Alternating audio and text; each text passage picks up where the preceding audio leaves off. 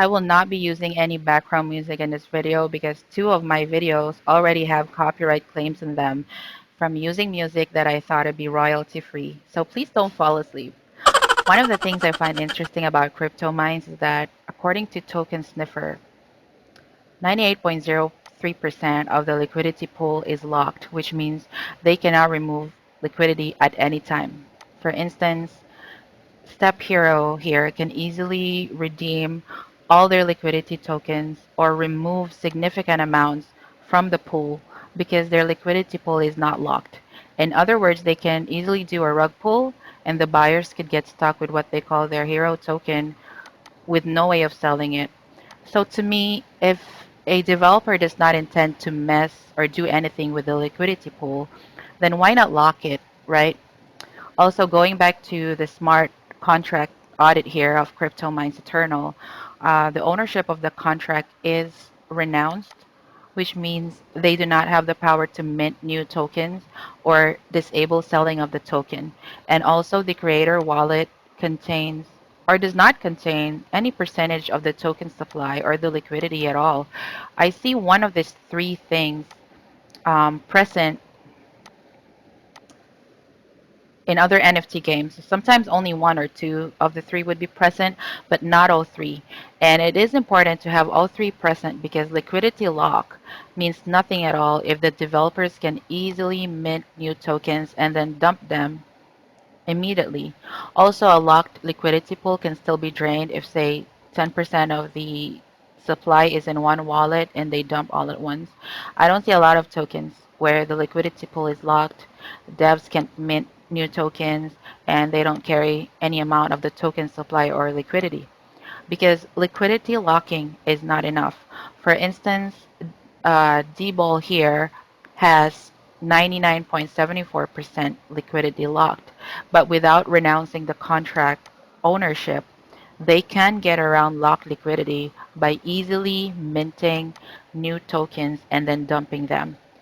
Step Heroes ownership is not renounced as well. So they can also modify contract behavior anytime, like minting new tokens or disabling people from selling their tokens.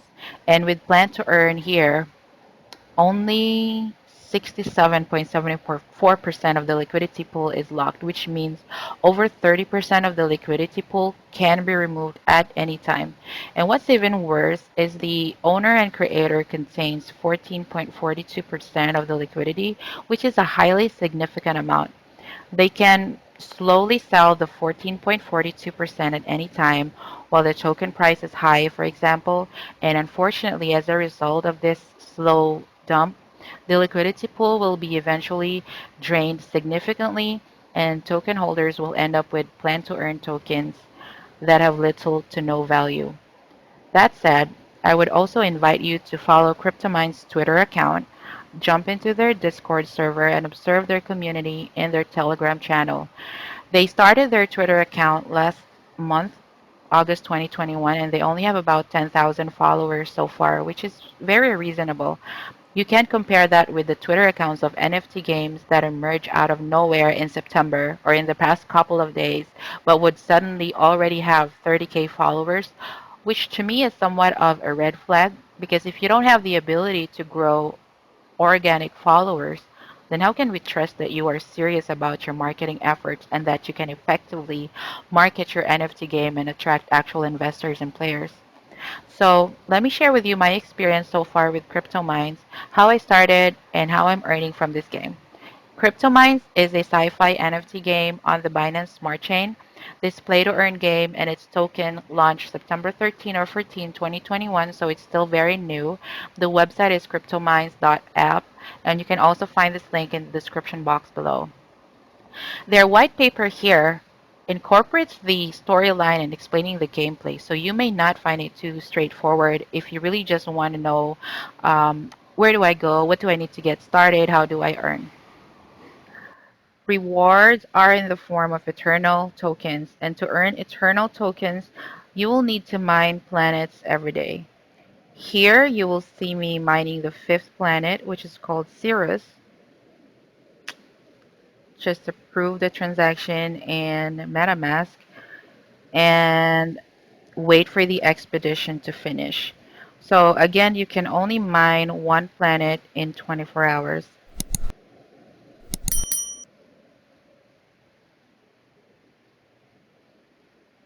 So the expedition is a success. It gave us 39.683 Eternal, which is about $23.50 or 1,179 in Philippine pesos. To mine planets, you need a spaceship. You need to put workers in the spaceship, and you need to hire these workers in the form of a contract so you can deploy your workers to work and mine planets. So three things: spaceships, workers, and contract. So at this time of recording, you can mint a spaceship for 31.75 Eternal or $18.84 at this time. That's about 950 in Philippine pesos. You can also mint a worker for the same amount, 31.75 Eternal or $18.84 or 950 in Philippine pesos, and then contract each worker you have for 11.11 Eternal or $7 or 350 in Philippine pesos for 7 days, 23.81 Eternal for 15 days or 47.619 Eternal for 30 days, which means to get started you will need at least 74.61 Eternal or 45 US dollars or about 2,250 pesos. This gives you one spaceship, one worker, and a 7-day contract. Hey, so when I reviewed this video, I realized I failed to mention that when the 7-day contract expires, you just have to renew it, and you can either choose to renew the same 7-day contract or um, contract the workers for 15 days this time or 30 days if you don't want to keep renewing every 7 days. But when the contract expires, you do not lose any of your workers or your spaceship. You just have to renew the contract. Now, minting a spaceship could give you a 1 star or to 5 star spaceship, with 5 stars being the most rare, but the rarity of the spaceship does not influence your potential earnings. The number of stars on the spaceship simply determines its capacity, meaning the number of workers that can board it. So if you get 1 star, only one worker can board that spaceship, and you will have to make another spaceship if you wish to deploy another worker.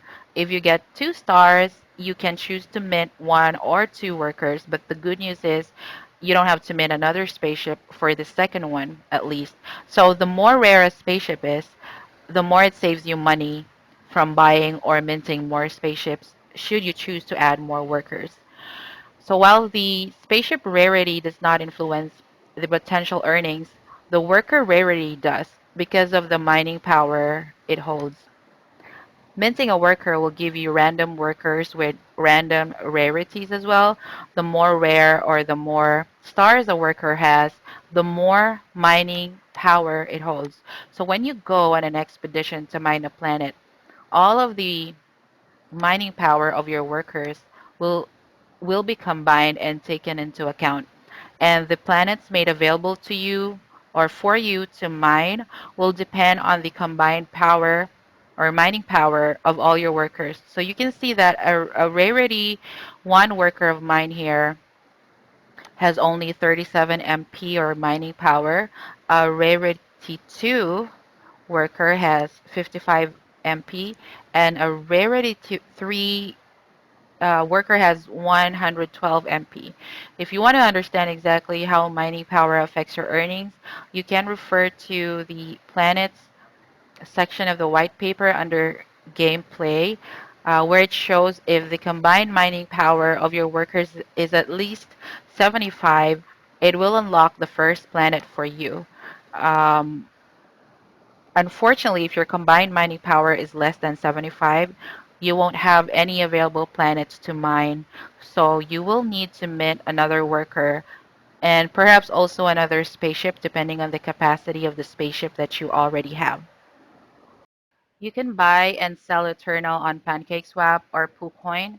Clicking on the Get Eternal button here on the lower right of the homepage will take you to PancakeSwap. And also when you click on Play the Game, and click on the bottom left here. You can then exchange your BNB or BUSD, USDT to Eternal. I would always prefer using PooCoin though. You can find the link below too, and the Eternal contract address. So you can get the Eternal contract address by clicking on the contract address button here. This will take you to BSC scan, and you just have to click on this icon to copy the contract address and paste it into PooCoin or PancakeSwap. So here it automatically adds it if you click on the Get Eternal link or the other link I told you about here. It will automatically show. Sometimes it doesn't, so it will automatically show Eternal. But in case it does not, just click on the currency button there and paste um, the Eternal token address. Hold on. But yeah, you can do this and it will show the Eternal token. Of course, make sure to connect your MetaMask wallet to PooCoin or PancakeSwap first.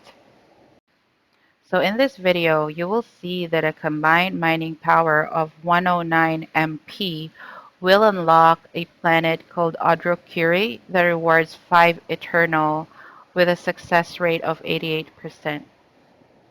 The bigger your combined mining power is, the more planets are made available to you.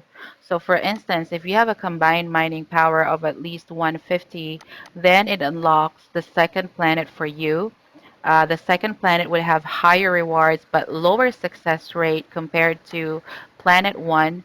But in the video I showed you earlier, I had a combined mining power of 387, so it unlocked 5 planets for me, with a fifth planet having a success rate of 80%, which is not bad because it means in 10 days I will likely only lose 2 times and win on the other 8 days. So in 1 month I will win 24 out of the 30 days. If I'm earning $23.50 per day, or 1,179 pesos. That's $564 per month for winning 24 days, or 28,296 pesos. So currently I have 5 workers and I got all of them from minting. So if it's 31.75 Eternal or $18.84 per worker, overall I spent 158.75 Eternal or $94.20, or 4,710 pesos for all 5 workers.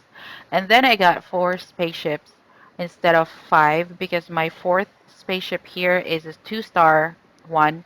So that's 31.75 Eternal or $18.84 per spaceship, which means I spent 127 Eternal or $75.40, or 3,770 pesos for all 4 spaceships. And lastly, I contracted each worker for 7 days, so that's $11.11 Eternal per worker. I got 5 workers, so 55.55 Eternal or $32.98, or 1,649 pesos for all seven, or sorry, for all 5 7-day contracts. So all in all, I spent about 341.3 Eternal or $203. That's equivalent to 10,130 pesos. And with a daily earning of 39.683 Eternal, or um, which is about $23.50, like I said earlier, or 1,179 in Philippine pesos, the estimated return of investment is 10 days. So you can also buy spaceships from the marketplace, spaceships or workers from the marketplace. Um, some sellers will sell 2-star spaceships for 20 Eternal or less. Right now, they have a special event to celebrate their release. Um, you won't have to buy a contract right away for your newly minted workers, because they will give you 1 free day. So after the free day, You will need to contract your workers for 7, 15, or 30 days before you can mine any planets. And lastly, there is an early withdrawal tax, which is one of the sustainability mechanisms of the game.